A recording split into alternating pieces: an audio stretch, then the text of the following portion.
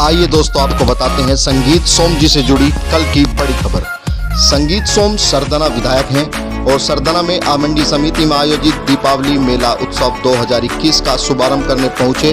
देर शाम संगीत सोम के साथ भारतीय जनता पार्टी, संगीत सोम सेना कार्यकर्ता और क्षेत्र के तमाम गणमान्य लोग और व्यापार संघ के कार्यकर्ता उपस्थित रहे। संगीत सोम ने उद्घाटन किया फीता काट करके और उसके बाद सभी पैदल संगीत सोम जी के साथ एक बड़ा जन सैलाब लेते हुए कार्यक्रम स्थल पर पहुंचे। कार्यक्रम स्थल पर पहुंचने पर जितने भी लोग वहां पर उपस्थित थे, उन्होंने सभी ने उठकर के संगीत सोम जी का सम्मान किया, स्वागत किया। इसके तुरंत बाद ही संगीत सोम जी का स्वागत करने के लिए सरदना उप जिलाधिकारी महोदय ने उन्हें बुके देकर उनका स्वागत किया तथा उनको बैच भी लगाया।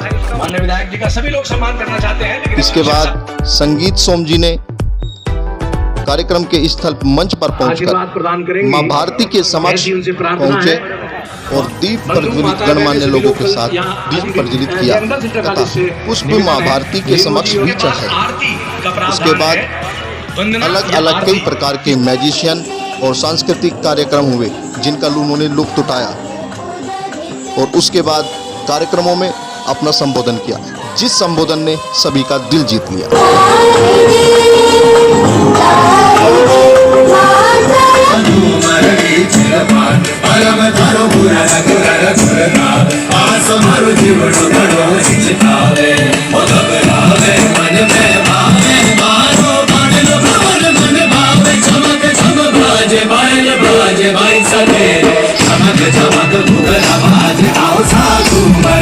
नगर से और नगर के बाहर से आए हुए सभी बहुत सम्मानित महानुभाव, माता और बहने, प्यारे बच्चों और पत्रकार बंधुओं, मैं बधाई देता हूं आपको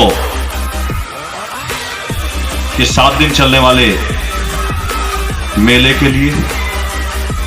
जैसा कि अभी जिलाध्यक्ष जी ने भी बताया कि मेला हमारी संस्कृति की पहचान है।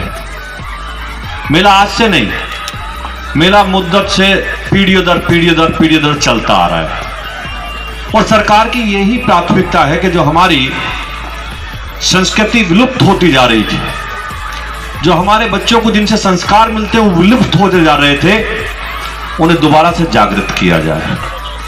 मेला हम सब जानते हैं, हम सब लोगों की पहचान होती। अब सब चीज खत्म, एक तरीके से खत्म हो गई थी ये चीजें। बड़े बड़े झूले, छोटे छोटे साइकिल जैसे अभी ये बच्चे चला रहे हैं, बड़े बड़े पार्क में और बड़े हिंडोले और रेल और एक क्या होता है मौत का कुआं और इस टाइप के सैकड़ों कार्यक्रम होते थे जो अब धीरे धीरे गायब होते चले गए। सरकार की ये प्राथमिकता है। जैसा कि अभी बताया अध्यक्ष जी ने, नारा है कि लोकल फॉर वोकल। हमारी लोकल आइटम यहां रहेंगे, जो हम लोकल में बनाते हैं, हमारे एक से एक अच्छा कारीगर। जैसा अभी हर्रा खिवाई का जिक्र करा, मेरठ के स्पोर्ट्स का अगर हम जिक्र करेंगे तो पूरे देश में नहीं पूरी दुनिया में विश्व प्रसिद्ध है। हमारे यहाँ आप खतौली में चले जाइए, सरदना में चले, नोजिल प्लंजर का काम ऐसा होता है कि पूरे देश और पूरी दुनिया में जिसे माना जाता है और जिसकी डिमांड रहती है। लेकिन ये सब चीजें एक तरीके से गायब होती जा रही है। होता सब है लेकिन हमारे बच्चों को नहीं पता कि हमारे यहाँ क्या होता है। हर्रा खिवाई में बच्चों से पूछोगे कि इतनी सुंदर मोतियों की माला बनती है, कहां बनती है, किसी को नहीं पता होगा हर्रा खिवाई में बनती है। इसी तरीके से हर तहसील लेवल पर पूरे उत्तर प्रदेश में भारतीय जनता पार्टी की सरकार ने यह मेले का आयोजन करने का काम किया। मैं धन्यवाद देता हूं अधिकारी बंधुओं को कि आप लोगों ने बहुत अच्छी व्यवस्था करी। मैं बधाई देता हूं यहां के चेयरमैन साहिबा को कि आपने उसमें लगन से लगकर काम करने का काम किया। पूरी टीम जिस तरीके से लगन से काम कर रही है, और मैं जैसे ही सच्चाई ये है कि मैं जब आ रहा था तो ये कल्पना मेरे दिमाग में नहीं थी। मेले की कल्पना, जैसे कहीं आदमी जाता है तो कल्पना होती है कैसा कार्यक्रम होगा, कैसा क्या होगा। मैं बधाई देता हूं एसडीएम साहब, एडीएम साहब, आपकी टीम को कि ये कल्पना मेरे मन में नहीं थी कि आप इतना अच्छा कार्यक्रम कर रहे हैं। आपने अच्छा कार्यक्रम किया, सरकार की मंशा के अनुरूप आपने कार्यक्रम किया और कोई फॉर्मेलिटी पूरी नहीं। अक्सर होता क्या है सरकारी कार्यक्रम, आने भाई आप भी जानते हैं कि सरकारी कार्यक्रम को हमेशा फॉर्मेलिटी बनाकर रख देते हैं लोग। कागजों में सरकारी कार्यक्रम होते थे। मैं हमेशा पिछले 5 साल होने जा रहे हैं, मैं शादियों के जो बच्चियों के सामूहिक विवाह कार्यक्रम का सरकार का कार्यक्रम होता है, मैं पिछले भी 5 साल विधायक रहा। अपने दिल पे हाथ रख के देखो, मैं वैसे नहीं करा किसी सरकार की, मैं कोई आलोचना करने, कोई राजनीतिक मंच नहीं आलोचना करने खड़ा नहीं हुआ हूं। क्या एक कार्यक्रम कोई ऐसा हुआ कि जिसमें सामूहिक बच्चों की शादी हो गई हो? कभी एक बता दीजिए। लेकिन मैं गारंटी से कहता हूं कि मैं सरदना विधानसभा में भी करीब 25 कार्यक्रम में जा चुका हूं, जिसमें सैकड़ों गरीब बच्चियों की शादी हुई है, सैकड़ों गरीब बच्चों की। और ऐसा नहीं, मुस्लिम बच्चे भी हैं उसमें, हिंदू बच्चे भी हैं। अगर मुस्लिम बच्चे हैं तो उनके यहां मौलवी की व्यवस्था सरकार ने करी है, हिंदू बच्चे हैं तो उनके लिए पंडित की व्यवस्था सरकार ने करी है। जो उनके खाते में पैसा जाना है, शादी का अनुदान होता है, वो जिस दिन शादी होती है उनके खाते में अनुदान चला जाता है। उनका जो दहेज का सामान होता है वो साथ के साथ मौके पे दिया जाता है। बच्ची के लिए मोबाइल है, पाजेब है, एक प्रेस है, बहुत से आइटम है, वो साथ के साथ दिए जाते हैं। तो सरकार के काम जमीन पर दिखे, यही तो प्रायोरिटी होती है। हम सरदना वाले अच्छे तरीके से जानते हैं हम कैसे सड़कों पर चला करते थे।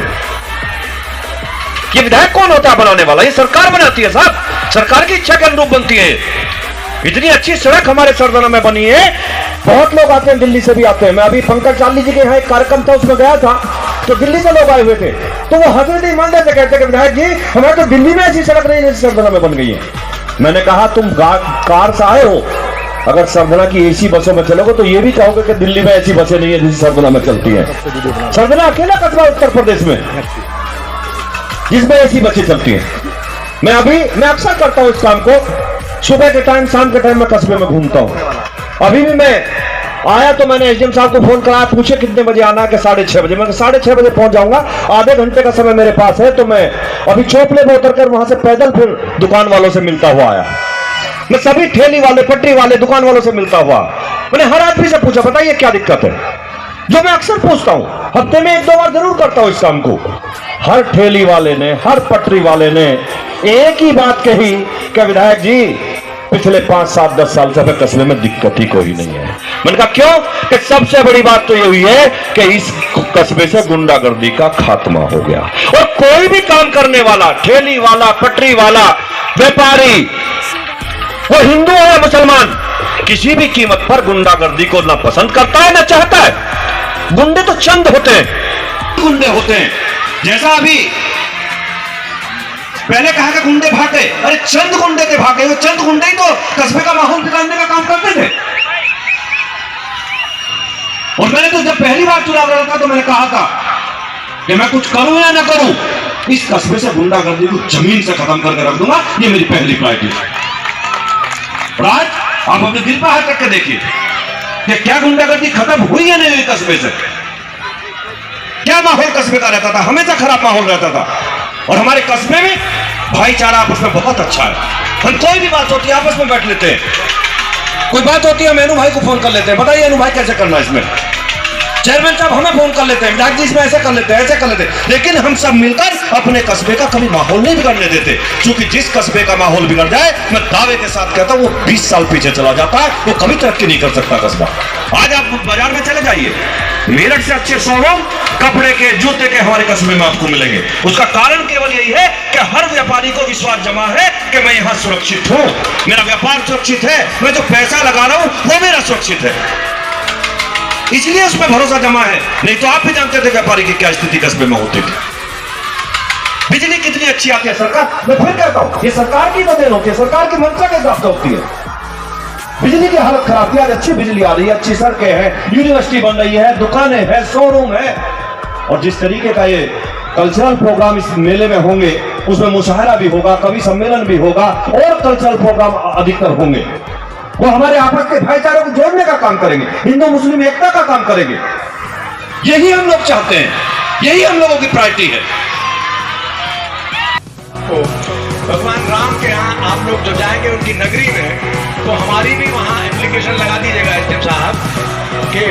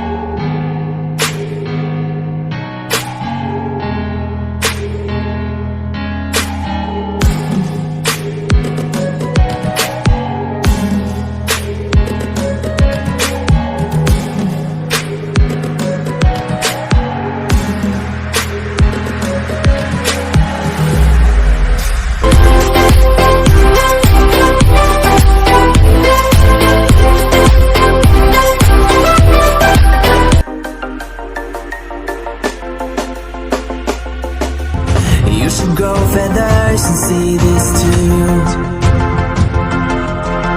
When you want to get off the darkest ground,